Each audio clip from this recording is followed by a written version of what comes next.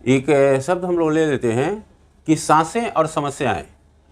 सांसें और समस्याएं जो हैं वो बोथ आर सेम, दोनों एक ही तरह का है। आप सांस को देख लीजिए या समस्या को देख लीजिए, दोनों एक ही तरह से। जब तक सांसें चल रही हैं तब तक समस्या चल रही है, जब तक समस्या चल रही है इसका मतलब कि सांसें चल रही है।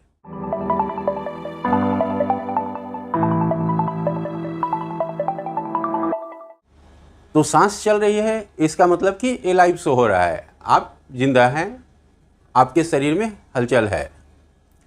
समस्या चल रही है यानी कि आप एक्टिव हैं, आप प्रतिक्रियाशील हैं, आप प्रतिक्रिया दे रहे हैं।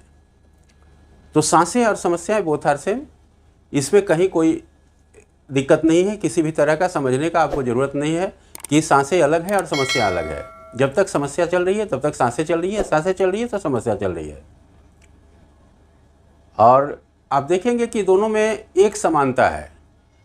समानता किस मामले में कि इसका ईसीजी करवाते हैं। जब सांस की अगर हम एलाइव हैं, इसको अगर जांचना है तो जांचने के लिए ईसीजी होता है। ईसीजी मतलब इलेक्ट्रोकार्डियोग्राफ कहते हैं उसको।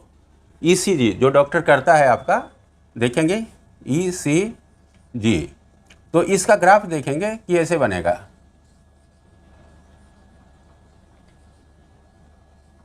इस तरह से इसका ग्राफ बनता है,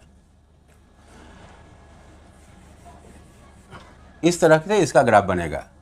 तो ग्राफ इस तरह से बन रहा है, इसका मतलब क्या कि ये सांसें आ रही है, जा रही है, आ रही है, जा रही है। कभी कभी देखेंगे कि सांस लंबा हो जाता है, कभी देखेंगे कि छोटा हो जाता है। कभी हम लंबा सांस लिए, कभी छोटा ले लिए, तो सांसें लंबी और छोटी होती जाती है। लेकिन सांसें आ रही है, जा रही है, आ रही है, जा रही है, इससे शो हो रहा है कि हम एलाइव हैं।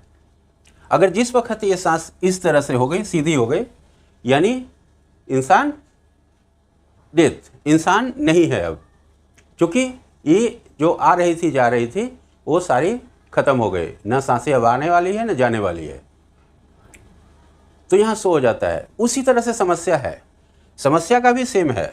समस्या का भी ईसीजी होता है, हम लोग उसका भी ईसीजी करते हैं। जब ईसीजी समस्या में भी होता है, और समस्या का भी ग्राफ सेम है। इस तरह से ही उसका ग्राफ बनता है, यानी कि समस्या आ रही है, जा रही है, आ रही है, जा रही है। कभी कभी समस्या लंबी हो जाएगी, कभी कभी छोटी हो जाएगी, लेकिन समस्या बिल्कुल आती और जाती रहती है। तो समस्या जब तक आ रही है तब तक हम एक्टिव हैं, यानी सक्रिय शो कर रहा है कि समस्या आ रही है और जा रही है। कोई भी समस्या टिकेगी नहीं। जिस तरह से सांसें नहीं टिक सकती, उसी तरह से समस्या भी नहीं टिक सकती। सिर्फ अंतर यही है कि थोड़ा कभी ज़्यादा, कभी कोई लंबा समस्या हो गया, कोई छोटा हो गया, लेकिन समस्या टिकती नहीं है। जिस तरह से सांसें नहीं टिक सकती, सांस आएंगी और उसके बाद जाएंगी ही, 100% गारंटेड कि उसको छोड़ना ही छोड़ना है। उसी तरह से समस्या है कि आ गई तो जाएगी ही, इसमें कहीं भी कोई डाउट नहीं है। आपको परेशान होने की ज़रूरत नहीं है। समस्या थोड़ी लंबी हो सकती है, इसमें कोई डाउट नहीं है, लेकिन ऐसी नहीं है कि समस्या ख़त्म ना हो। जिस तरह से सांसें हम लेते हैं और छोड़ते हैं, उसी तरह से समस्या आती है और जाती है।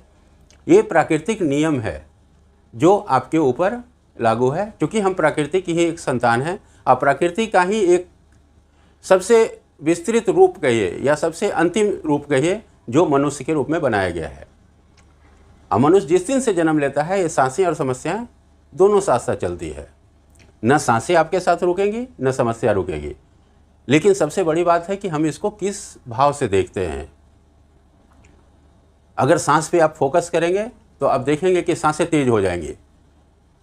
आपको उसमें देखेंगे कि आपको सांस फंसते हुए दिखेगा। जब उस पर फोकस करेंगे पूरा की समस्या, तो लगेगा कि सांस रुक रहा है हमारा। क्यों? क्योंकि आप फोकस ही सांस पे कर रहे हैं। उसी तरह से समस्या है। समस्या पे अगर ज़्यादा फोकस करेंगे तो समस्या आपको और ज़्यादा जटिल नजर आएगी।